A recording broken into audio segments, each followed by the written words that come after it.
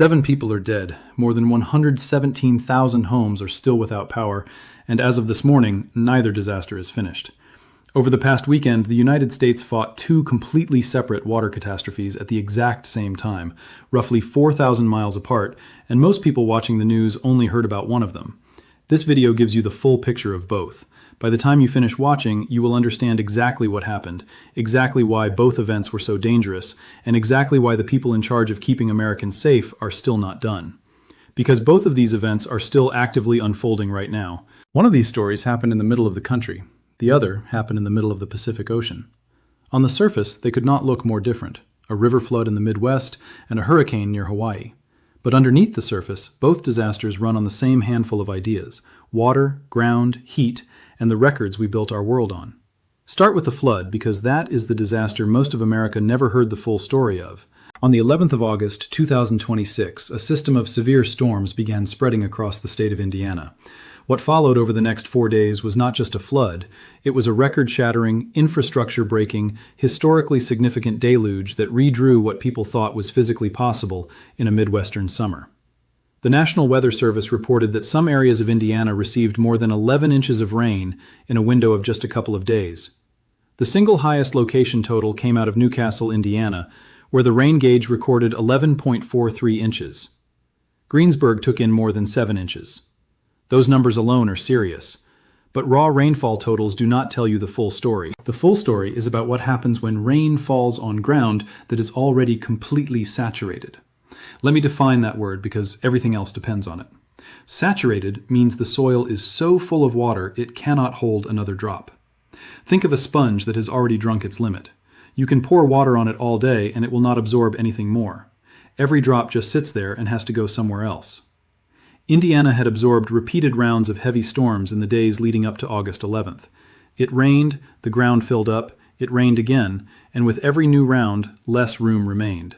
By the time the big systems arrived, the soil was not just damp, it was full. There was nowhere left for the water to go. And this is the single most important physical idea in understanding what happened next. Because when ground is saturated, the percentage of every additional inch of rainfall that actually soaks into the soil collapses to almost zero, and the percentage that runs off directly into the nearest river or stream climbs toward 100%. That shift is the whole story. 11 inches of rain is a serious number on its own, but it becomes a completely different beast when the ground refuses to drink even a fraction of it. Every drop becomes runoff, and runoff never disappears. It gathers. It flows downhill into ditches, then streams, then creeks, then rivers, all at once, in the same hours. So when those 11 inches fell on Indiana between the 11th and the 13th, they did not behave like 11 inches of rain. They behaved like 11 inches of water poured directly into the river, every single drop, straight into the channel, with nowhere else to go. The White River took all of it. Flooding concentrated along the main stem of the White River, running from Hamilton County down into the northern suburbs of Indianapolis. And it was not just one river having a bad day. Multiple river systems across the state went under flood warning at the same time, which tells you this was not a local problem. It was a whole drainage network overflowing at once.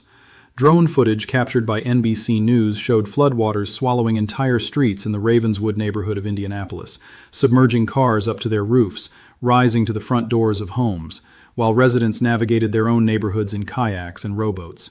That is not a flood. That is an inland sea appearing overnight inside a major American city. To understand why one river absorbed all of it, it helps to understand what a river actually is. A river is not just the visible band of water you see from a bridge. It is the drain for everything around it. Every field, parking lot, and rooftop in a region tilts, sometimes by just a few degrees, toward the nearest stream. Rain that falls anywhere in that area slides downhill into a drainage network, and the network all leads to the main channel. The White River is the main drain for a huge stretch of central Indiana, so when the ground across that whole region stopped absorbing water, the White River became the single exit for all of it. 11 inches of rain falling on millions of acres, with no soak, no storage, no delay, all of it funneling into one channel. No river on Earth is built to absorb that quietly. And then the White River did something nobody alive had ever seen it do before. To appreciate it, you need to know what a gauge station is. A river gauge is simply a measuring point where scientists track how high the water is year after year so that every flood can be compared to every flood that came before it. At the Anderson Gauge Station, the White River crested on Friday at 24.93 feet. The previous all-time record at Anderson was 23.6 feet. That record had stood since 1913, which is 113 years.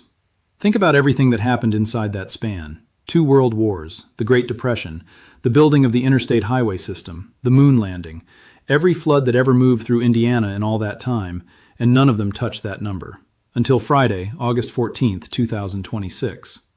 Friday's crest beat the 1913 record by 1.33 feet, and the story repeats upstream. At Noblesville, about 15 miles north of Indianapolis, the river also broke its own 1913 record, running to a forecast crest of 24.5 feet against the old record of 23.8. 2 gauges, 2 century-old records, both smashed in the same week. It is tempting to read those numbers as trivia, but they are the opposite. A river record is not a sports statistic. It is a safety line that everything downstream is measured against. Bridges are built to withstand the record flood plus a margin. Levees are raised to the record plus a margin. Insurance companies price their premiums based on the chance that the record will be met. So when a river breaks its record by more than a foot, that margin is already gone, and everything built against the old line is suddenly operating beyond its design intent. Now here's the part that makes this genuinely extraordinary, and not just as a headline number. The 1913 flood, the one that held that record for over a century, was not a summer event. The Great Flood of 1913 was a spring flood. It ran on a combination of snowmelt and heavy rain in late March. A massive storm system brought 6 to 11 inches of rain across Indiana, Ohio, and parts of Pennsylvania and Kentucky, on top of a snowpack that was already melting into ground that was still partially frozen in places. That is an enormous hydrological load. Snow melting into frozen ground that cannot absorb it, plus heavy rain on top of that. And that event killed an estimated 100 to 200 people in Indiana alone, left more than 250,000 people across the Midwest homeless, and became the second deadliest flood in United States history. It set the benchmark. It became the measuring stick against which every later Indiana flood was judged for over a century. Now compare the 2 events side by side. The 1913 flood had every advantage a flood could ask for: melting snow, a huge spring storm, frozen ground that sealed the surface like pavement. The August 2026 flood beat it with rainfall alone. No snowpack, no frozen ground, no spring melt already sitting in the channel before the rain started. In fact, August in Indiana is supposed to be the season when a river has the most room to absorb a shock. Summer means warm ground and no snowmelt. It is the one time of year a flood should struggle the most. And a summer thunderstorm sequence just walked right past the record anyway. That detail is the one that should stop you cold, because it means that the infrastructure, the flood maps, the insurance rate calculations, the height of the levees, the design of the drainage systems, the placement of the roads that go underwater in a flood, all of it was built around a number from 1913. Engineers designed around it, planners built around it, insurers priced around it, and on Friday, that number stopped being the ceiling. The old record did not just shrink in the rearview mirror. It became history in a single weekend, and everything that was designed to stop at that line was suddenly standing in deeper water than it was ever built for. The meteorology behind what caused this matters, because it is not exotic. It is not a once-in-a-lifetime atmospheric setup, and that is exactly what makes it worth understanding. It was a stall. Here is the setup. A frontal boundary formed across the Midwest and then stopped advancing. Hot, humid air pressing northward from the Gulf of Mexico and cooler air holding to the north of the boundary basically balanced each other out, and the front parked in place. A few words on what a frontal boundary actually is, because the phrase sounds technical, but the idea is simple. A front is just the border between 2 different bodies of air, and warm air holds more moisture than cool air. When a warm, wet air mass from the Gulf meets a cooler, drier air mass from the north, the line between them becomes a manufacturing line for storms. Rising warm air cools as it climbs over the cooler air, and cool air cannot hold as much moisture, so the moisture condenses into clouds and falls as rain. Normally that line sweeps through and the rain moves on with it. But when the 2 air masses are evenly matched, the line stays put, and the manufacturing line never shuts down. That is the stall. And a stalled front is a flood waiting for a location. When a front moves, the storms move with it, and no single place absorbs everything. When a front stalls, the storms keep firing over the same ground, day after day. At the same time, a high-pressure system sitting over the Gulf acted like a moisture conveyor belt, pumping warm, water-loaded air northward straight into that stationary boundary. Every disturbance rolling along the jet stream then fired off a fresh round of thunderstorm cells along the front. And because those cells tracked perpendicular to the boundary, they crossed the same counties again and again and again. Meteorologists call this training. The word paints the picture exactly. Storm cells running down the same track like cars on a train, each one dumping its full load of rain on exactly the same patch of ground the previous cell just soaked. Consider the arithmetic of it. A single thunderstorm that crosses a county in 40 minutes leaves behind an amount the ground and drains can usually handle. It is a storm, not a disaster. But the same storm regenerating over the same county for 2 straight days is a completely different animal, because every cell adds to the pile, and the pile has nowhere to go. And here's the uncomfortable part. The intensity of any individual storm cell never has to be unusual for this to happen. It does not take a freak superstorm, just ordinary storms repeating in a bad pattern. Only the geometry has to be wrong, and the geometry is set entirely by whether the boundary is moving. That is a chilling thought.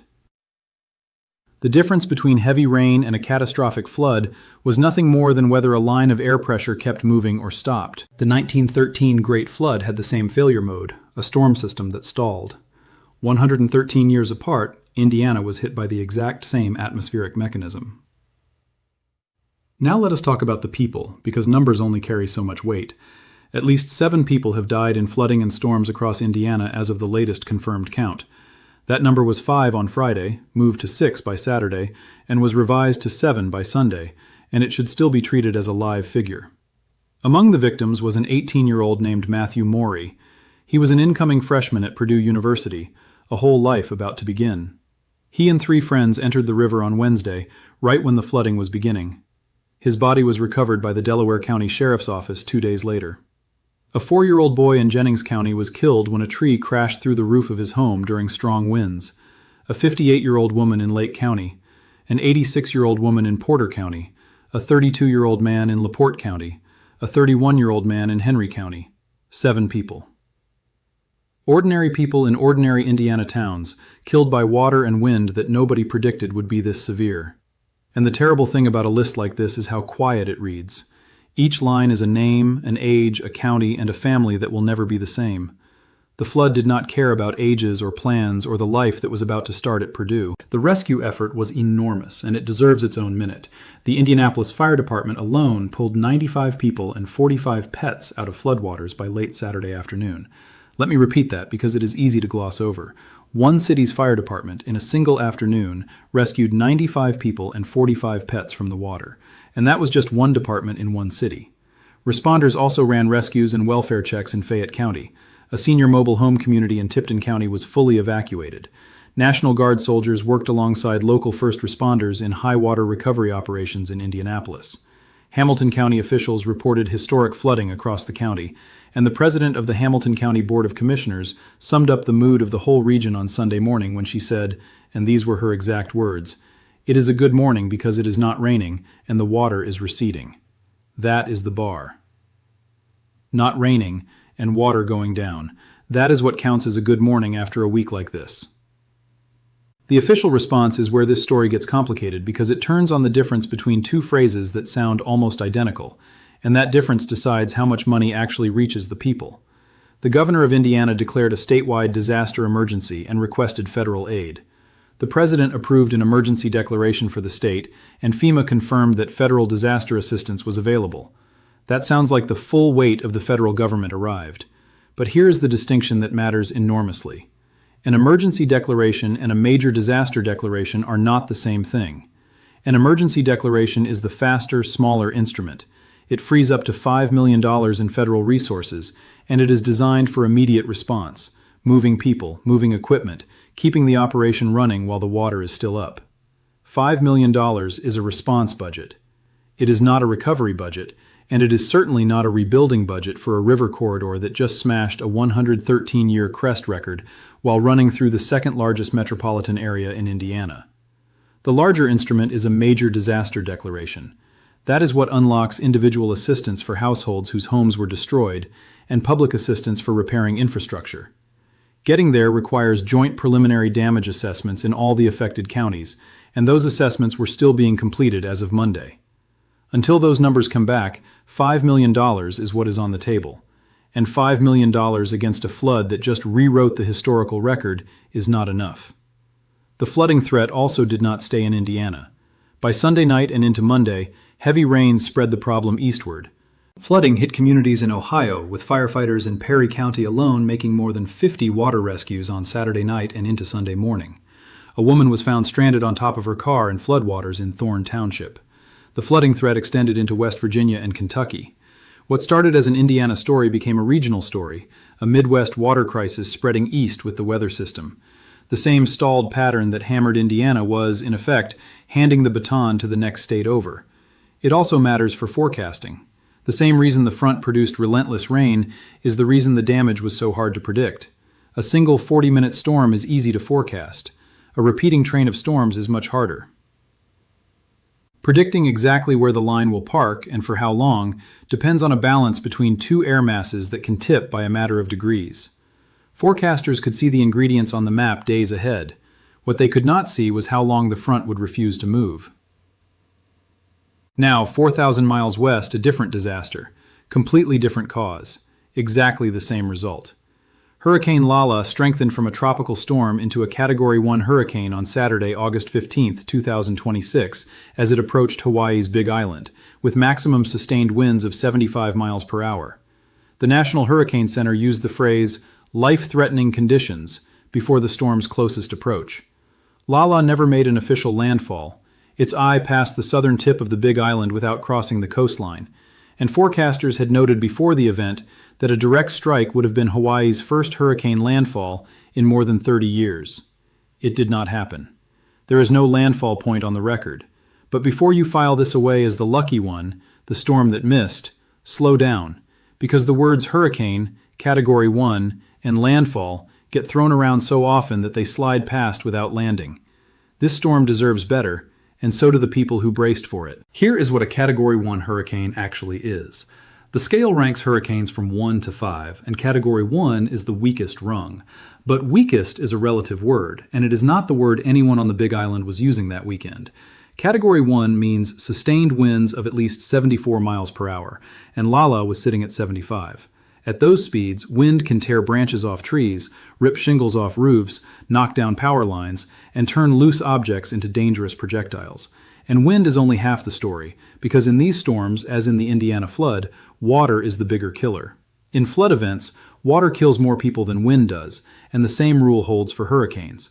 A hurricane is a machine for moving water, and the amount it can move is almost impossible to believe until you see it on your street. It moves water in several ways at once. First, through rain, as the storm's clouds wring out enormous amounts of moisture. Second, through wind, which pushes ocean water ahead of it and piles it against the coast. Third, through pressure, because the low pressure at the storm's center lets the ocean surface bulge upward beneath the eye. All of these effects reach far beyond the narrow point where the eye crosses. That is the reason forecasters kept warning of life-threatening conditions, even as the path showed the eye passing offshore. To understand how Lala works, you have to understand how every hurricane works. Hurricanes are born over warm ocean water. The sun heats the surface of the sea. That warmth evaporates enormous amounts of moisture into the air. That moisture rises in towering columns and condenses into massive thunderstorms. And the whole spinning system draws more warm, wet air in from every side. The engine runs on heat and water. That is why hurricanes only form over warm oceans and die quickly over land or cold water, because they lose their fuel. The eye is the calm center around which the whole machine spins. And here is the cruel detail. The eye itself can be almost peaceful, one of the strangest and most dangerous tricks of these storms, because people battered all day sometimes step outside during the eye and think the storm is over, when the worst winds of the back half are still coming. Around the eye sits the eye wall, the most violent ring of the storm, where the fastest winds and the heaviest rain live. Now, landfall. When forecasters say a hurricane made landfall, they mean the center of the eye crossed the coastline. It is a precise, technical definition, and it matters for the record books. But here's the critical thing to understand. A hurricane can cause deadly, destructive, life-threatening conditions without ever making landfall at all. You do not need the eye to cross the beach for the storm to reach you. The rain bands, the wind field, and the ocean water extend for hundreds of miles around the center. A storm passing 100 miles away can still push ocean water toward the shore, pile it up in a dangerous surge, and dump feet of rain on islands that never technically took a direct hit. That is exactly why the National Hurricane Center warned of life-threatening conditions before Lala's closest approach, even though nobody could yet say whether the eye would cross the coast. The storm was carrying 75-mile-per-hour winds and an enormous load of water vapor. Whether the eye touched land was almost beside the point for the people in its path. The danger was already in motion. And there is one more piece of context that makes this event special, and it has to do with where it happened. Hawaii does not get hit by hurricanes very often. It sits in the middle of a huge ocean, thousands of miles from the nearest continent, and a lot of the time the conditions around the islands work against these storms. The water near Hawaii tends to be cooler than the bathtub-warm surfaces where hurricanes are born, and strong upper-level winds frequently blow across the islands, winds that can shear the top off a storm and tear it apart before it ever reaches full strength. Over decades, that combination has spared Hawaii from the kind of hurricane strikes that other coastlines take for granted. That is why the forecaster's words carried so much weight. A direct landfall would have been Hawaii's first in more than 30 years. Think about what that sentence means.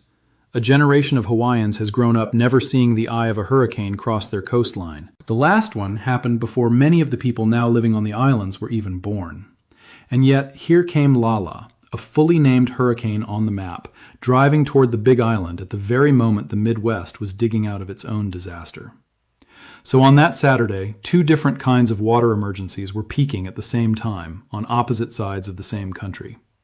In Indiana, the water was falling from the sky onto ground that could not hold it, running off into rivers that were already at their limits, smashing records that had stood since the presidency of Woodrow Wilson.